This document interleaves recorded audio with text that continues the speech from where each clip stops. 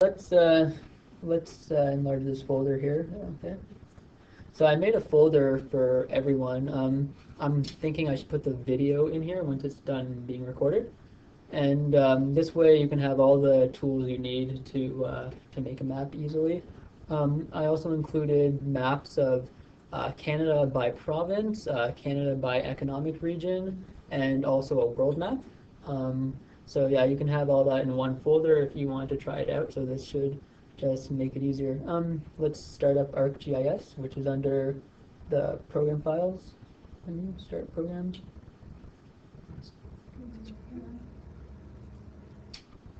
And ArcMap.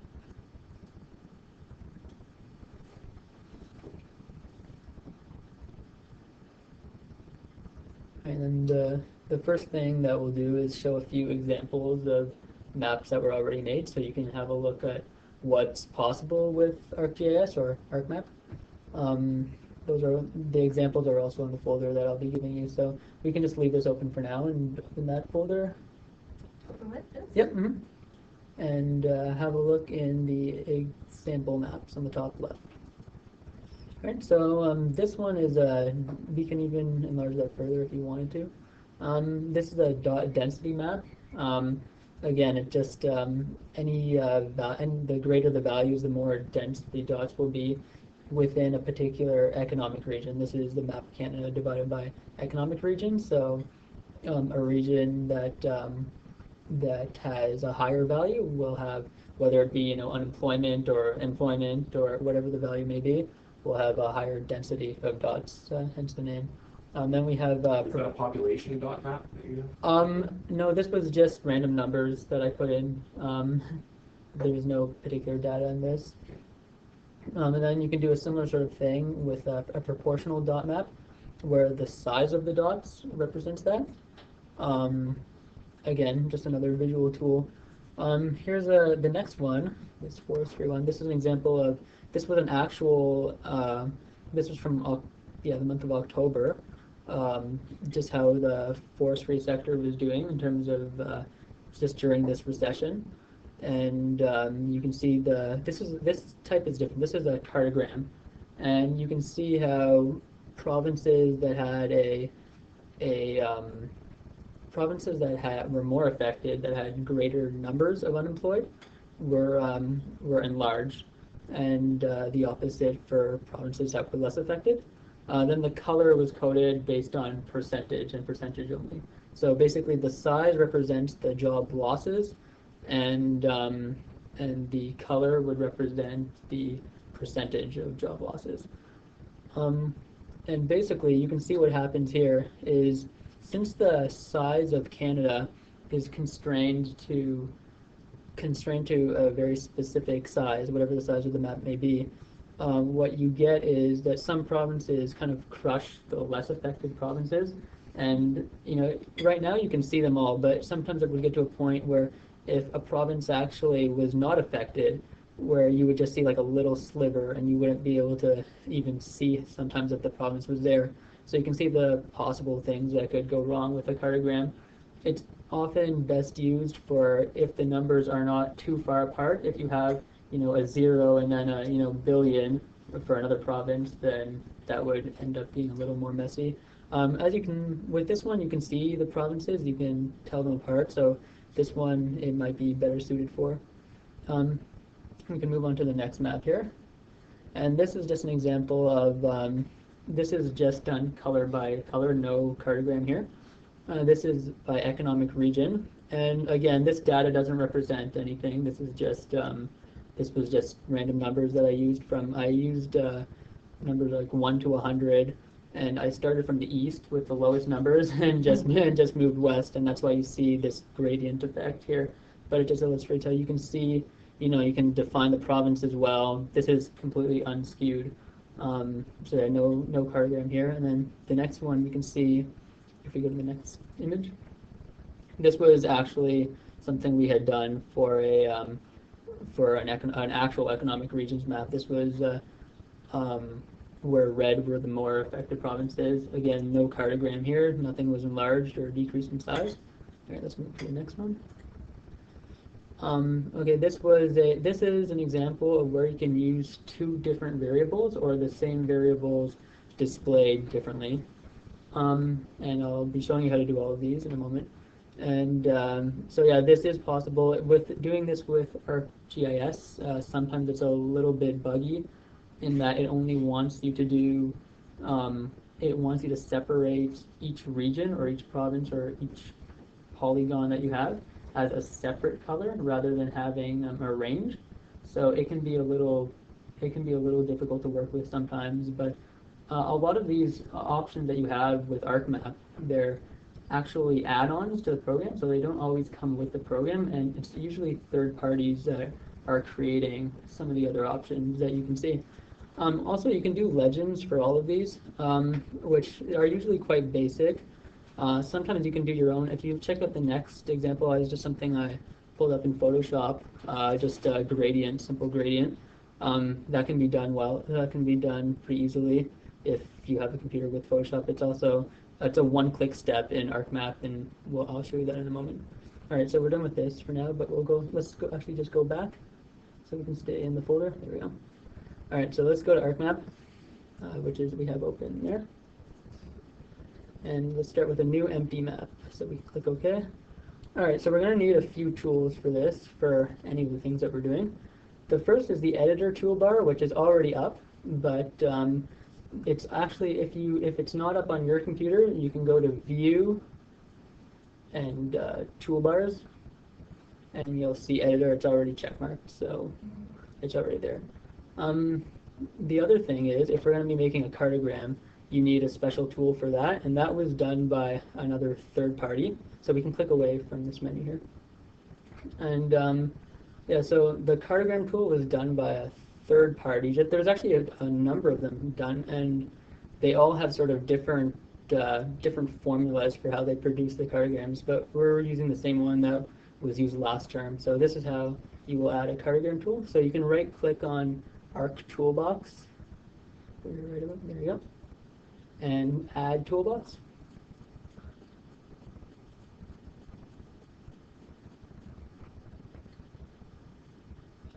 And this had to actually be installed with an exe file, and I provided that in the folder. So it's located in, if you use the drop-down menu, you can go to C drive, and it was under Arc Scripts. This is where it installs by default.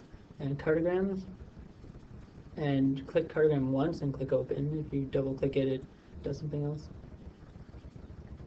So now you can see the cartogram button is added to the toolbox there. Again, we'll be using that in a moment when we're making a cartogram. The other thing is you have shape files, and shape files are your polygons for where your actual map is. So you start with a pre-made map, which someone has, some people make these and just distribute them to the public. They're widely available off the internet, so I provided us with a few of them. They're in this tutorial file. And then we'll use the world shape files. So it comes with a whole bunch of different files within it. We will only be dealing with two of them, and we'll see that in a moment. But the two that are important, just to note, are the dbf file at the top and the shp file. And I'll show you why those are important. So we can go back to ArcMap. So we want to add a world map. So what you'll do is click on the right-click on the layers panel, and go to add data, and then we'll have to find that shape file in there. So that was under C drive. It was under Documents and Settings, All Users, Desktop. Actually put on the desktop here. ArcGIS Tutorial, World Shape Files, and there it is. There's the .shp file. And this, you can click Add, yep. And it gives a warning. It's not relevant for this. Okay, so it brings up this world map. This is, somebody has already created these. This probably took a lot of work to do, and Yeah, these are widely available, public and free. So yeah, this is our base world map that we'll start with. And then one of the key things we'll need to have up is called our attributes table. And I'll show you what that is and I'll explain it. If you right click on the world, the name of the shape, or that, yep, world the underscore ADM, and then open attribute table. What we have here is the name of each of these countries, and these are each represented on the map. So it's sometimes you can get into a certain mode where you can click on a country and it'll highlight which one it is. But what we're going to do here is we're going to add data to each of these countries, or at least some of the countries. So basically, you can make you can use any of these pre-existing columns to add data, but we'll make our own. So what we'll do is click on Options and click on Add Field, and we can name this column whatever we want. This is just the same thing as making a column in Excel or in any other similar program. So we can call it anything, whatever statistic you'd want to put in, either population or GDP growth or, yep, okay. So now that added a column there. And basically what we can do, we can add data for corresponding population data or whatever we want for each of these countries. And we could do that by, if we click on Editor and click on Start Editing, now we can edit anything within this. And if we want to add, I actually made an Excel file. It's in my own personal document. Shall we paste that in? Yeah, so let's go to my personal folder where we have my end drive. So we'll go to, just open up even that. And we'll go to, I made, since there's 206, since there were 206 countries and semi-states listed there, it's a lot easier to just do a paste from Excel rather than to type each of the numbers in individually. So I just made their numbers. Okay, so we can highlight this row, yep, and go back into ArcMap, and you can right-click on the population thing, and there should be highlight it for a sec. Left click it, and then right-click the first square.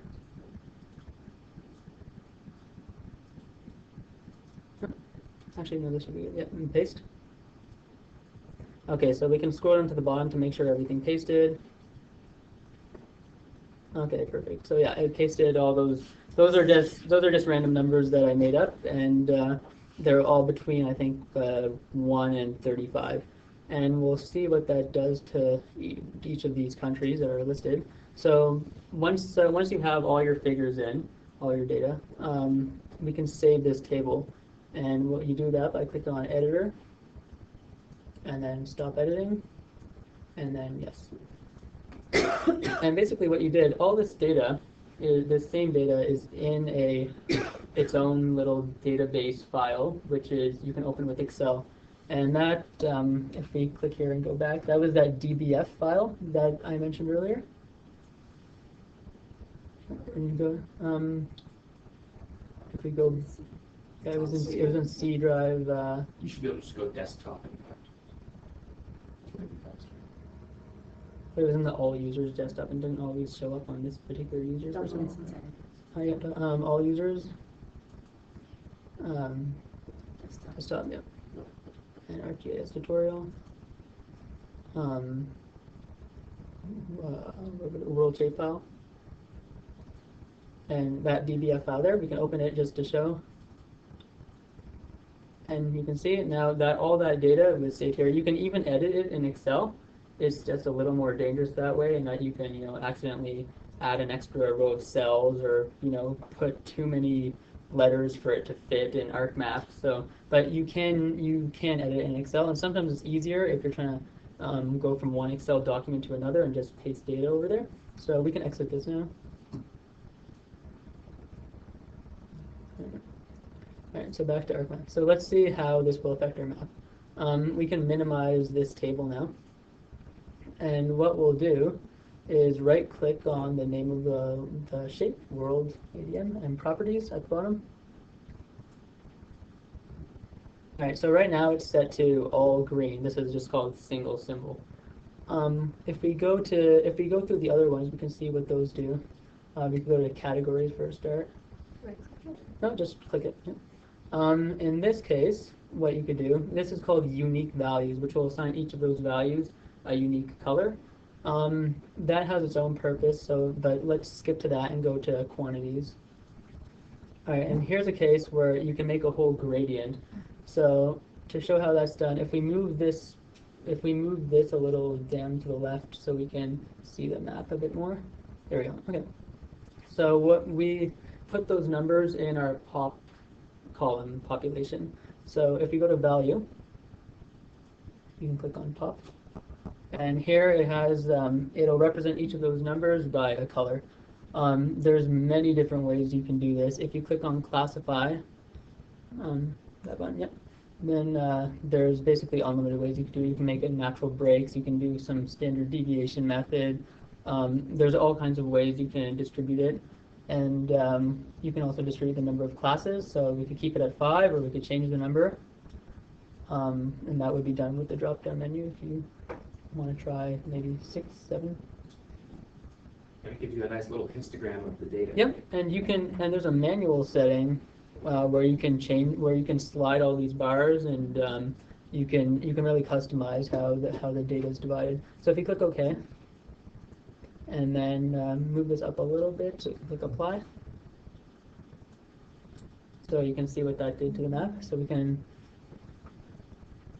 yeah, you can see how that altered the color of the map based on these numbers. And you can generate a legend very simply using that it will basically consist of this. And yeah, that's another handy feature. So keeping this thing in main view, we'll go to, we'll try another one. We'll try, let's say, dot density. Okay, so click on population and click right. So that brings it into what we're going to be factoring into this. So if you click on apply, okay, so this is a dot density map using those exact same numbers. And then yeah, so you can go through these and try all the different variations of maps. So that's a density. So it'll pick the density from that number. It won't pick or will it pick the number from that number? It picks the Does it divide through by the area or not? It takes all the dots are the same size, and the higher the value in your populations column will result in a greater number of dots. But since it's done by region, sometimes smaller places will look more crowded and have more density to it. But yeah, it's just a number thing. It's not they're not actually calculating the density of the.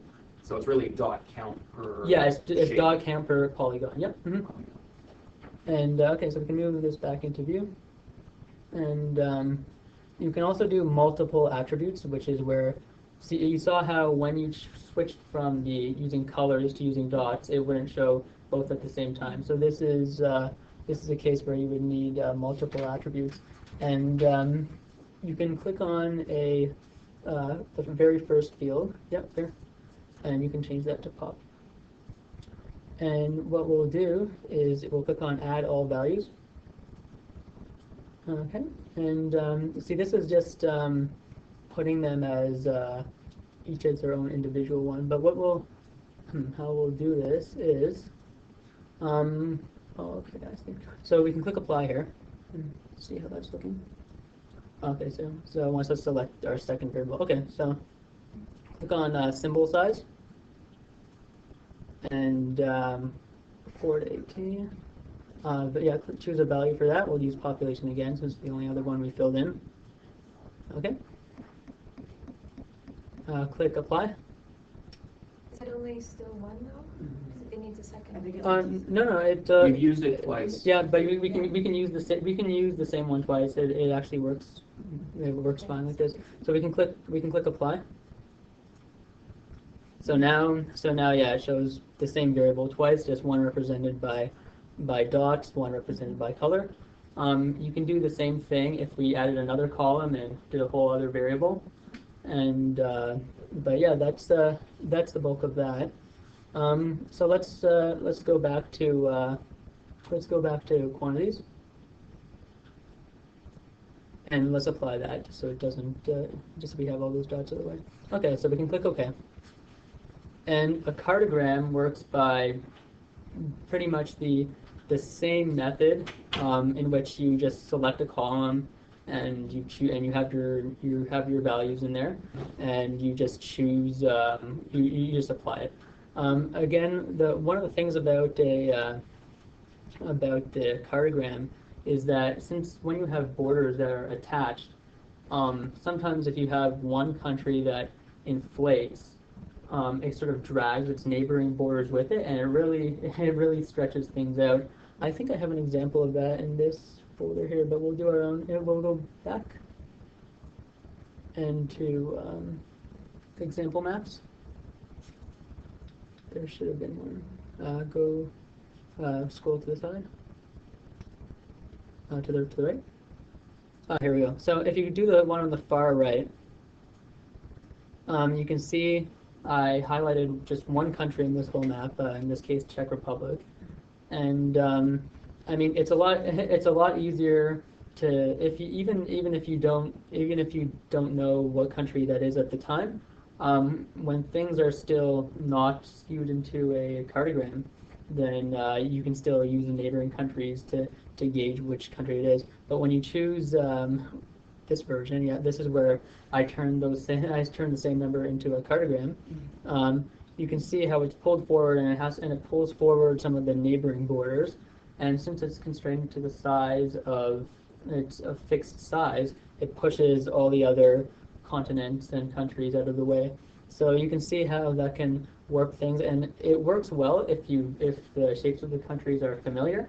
But if you're using say economic regions that not everybody can recognize the shape, you can see how a cartogram would really skew that. So let's go back to just while you're on this, what did you use for the data set for each country for this? Again, I just put zeros for everything except for Czech Republic. I just put I think 33. So it also distorts the area of the surrounding yes, states. that is exactly what I'm saying. Yep. Yeah, it distorts the area of the surrounding states. So it's not proportional to anything in the data set, for instance? No, it's not at all. Since the borders are attached to each other, it has this tendency to any country that has a border that's attached to it, it'll take that with it a little bit.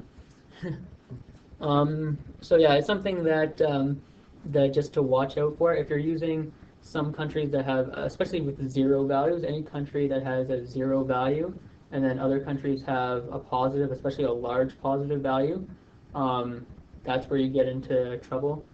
If the numbers are similar, or at least a little bit closer together, and they all have some kind of value other than zero, then you're usually okay, and you can usually identify each country or province or whatever it is that you're mapping. So we'll go back to ArcMap, and using these same numbers we have in, we can try making a cartogram. So what you do is we already added this cartogram tool, as you saw before.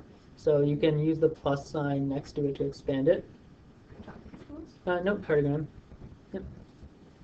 Left click. Yep, and double click that. Create a cartogram.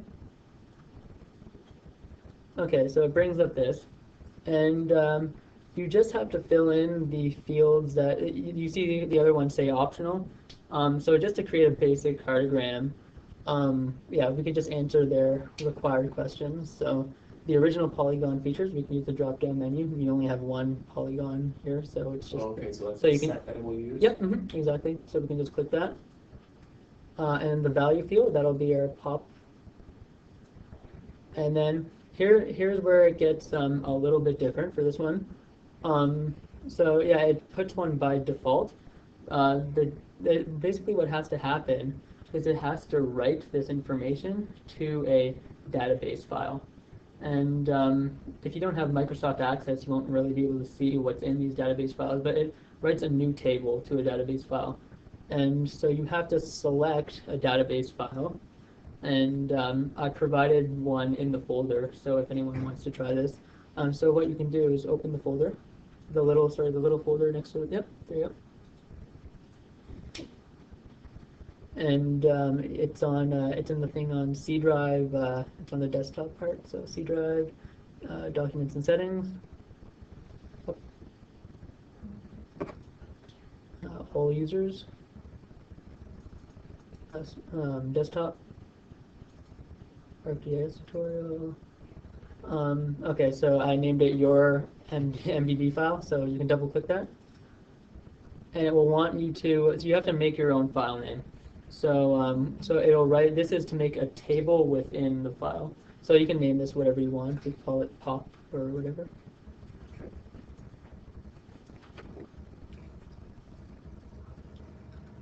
And click save. And then scroll down. And click on this button, copy the original polygon features table. That makes sure that sometimes it'll alter and round numbers. Checkmarking that will make sure your original figures are the same. And also it allows you, since your numbers in your pop column will be the same, you can also use those if you needed those numbers to, for example, make a color-coded map or any other kind of map. Then if you want, most likely you'll want them to remain the same. So you would just click on that. Other than that, it has no effect on the cartogram itself. So yes, we'll keep that, and we'll click OK. And it takes a minute to do sometimes. The more countries or more divisions, the longer it takes. But yeah, it usually takes about 30 seconds or so.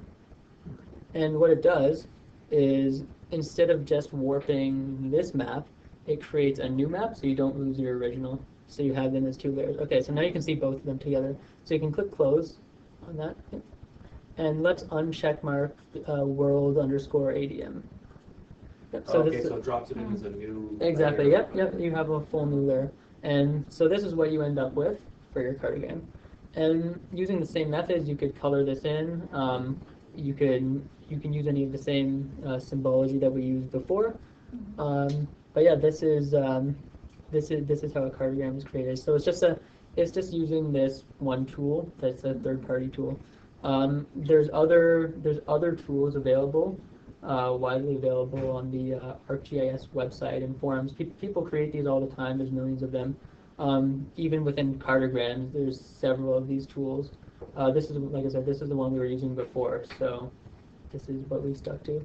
But yeah, there might be ones that have things to maybe separate each region that you're turning into a cartogram, so you're not warping the borders. I'm not sure. I'm sure someone has come across the same problem and has made their own tools. But yeah, these are tools widely available. So I included this one. In my spare time, I'm writing one of those. Oh, yeah. If I haven't actually have something good, I'll show you guys. Oh, great.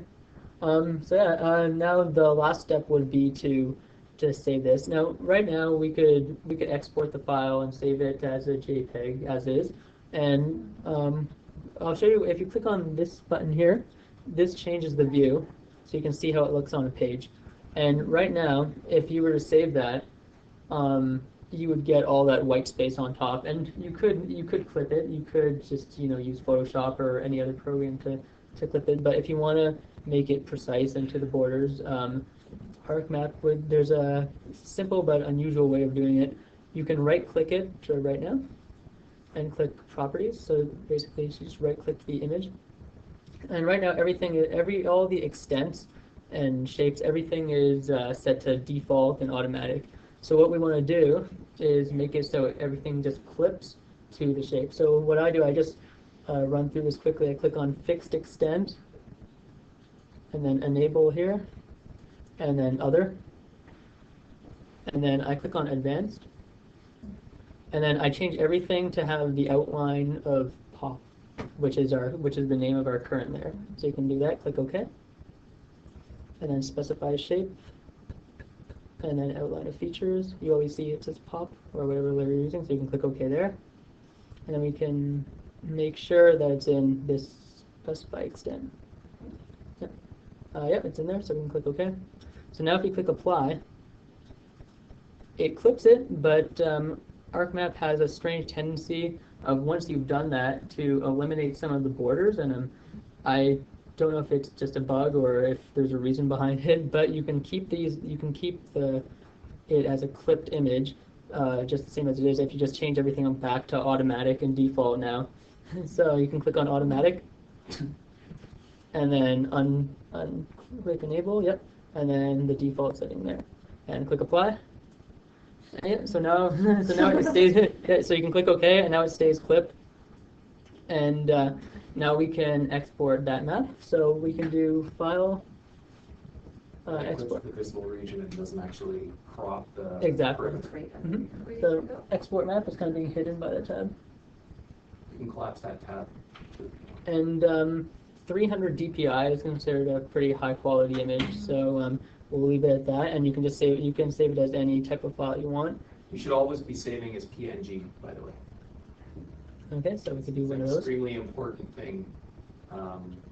If it's created, the rule is if it's created on a computer, you save it as PNG. If it's created in the real world, like nature, then a JPEG is best. So good to know. So, okay, so we'll change that back to 300 DPI. You can even type it in if you want. And you can click output to graphics extent. And then we can save this, word it in my documents, and we can put this there on the desktop or wherever. Anywhere from this stuff? Wherever. Export, sorry, how did you get to this? It was just under file. File export map? Yep. So yeah, if we go back to the desktop, we can see how that turned out. We can just, yeah, there it is. All right, so this was our cartogram with just miscellaneous numbers, and yeah, that's it. So I guess we could stop if unless there's more you wanted to see, we could stop the recording. Don't stop the recording. No. I just wanted to notice one other thing is that with cartograms, it's really something that can only go in one direction. You can't show, say, negative growth and Oh yes, positive that's growth at that's the a same good point. time. Yeah. I guess it has a divide by zero problem in it. So if you put a negative number for one of your values, it doesn't accept it. So if you have a negative number, we always just convert to zero, and then it doesn't show. And the thing about putting zero is that it really shrinks the area that you're doing. So yeah, if you're using a map that's going to have a lot of really diverse range of values, something from like negative whatever to positive 1,000,000, that's when you get the really skewed cartograms, because the area is based on the numbers that you put in there.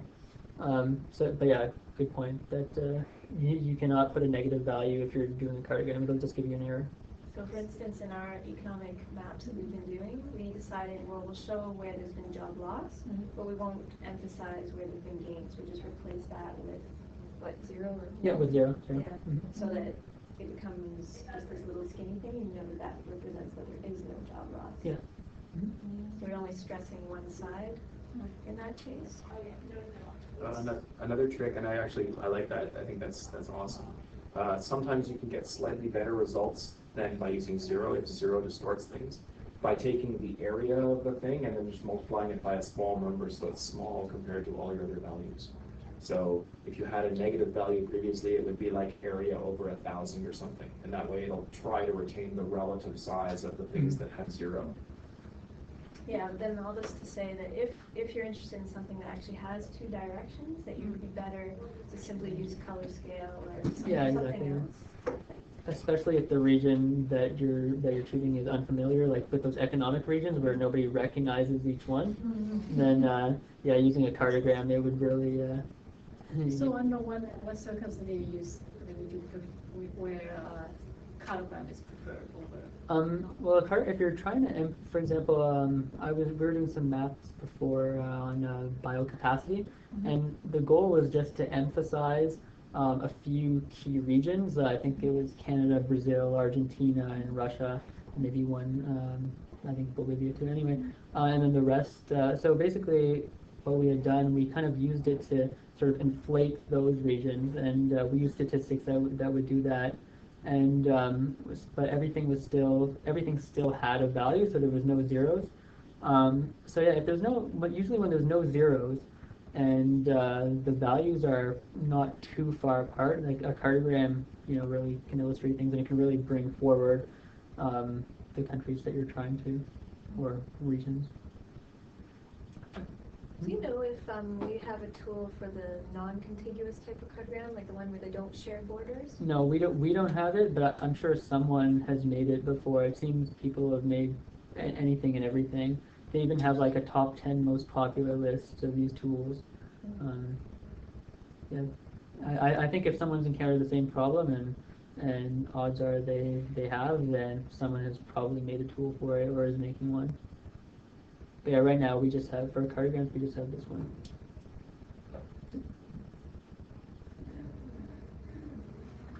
So yeah, I guess if you get ArcMap on your computer, the first step if you're making a cartogram, it's an install file, and it basically does everything for you. And by default, it puts your cartogram tool in your C drive / Arc scripts or whatever it was.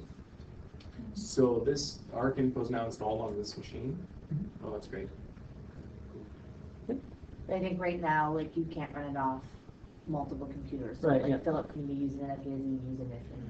Yeah, so we'll have to have a scheduler if we want to use For one. now. Or if there's a need, I think, we can look at them with Get a second license here.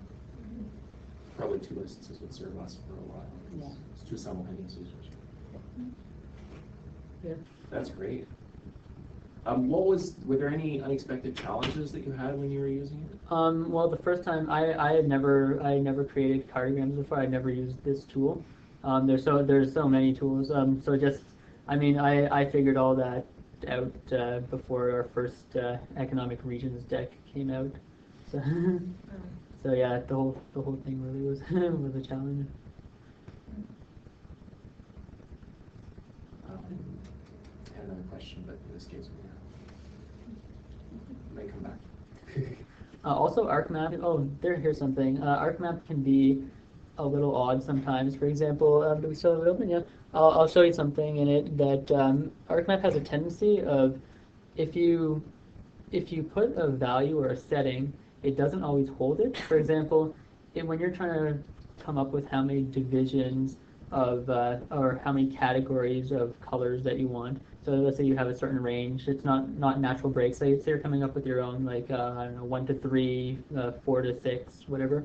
Sometimes you'll enter a number and press enter, and it won't stick, but it'll come up with another number. So maybe you want 5, so you'll press 5 and press enter, and then it'll say 7, and then you go back and you press 5 again, and it'll say 6, and then you press 5 a third time, and it'll work. Sometimes it has that. It seems, at least with this version of ArcMap. And there were a couple things like that where, if it doesn't work the first time, don't be deterred. Just enter it 1 or 2 more times, and it will stick eventually. Crazy. Yeah. Another question I had was, so where did you get those shape files from?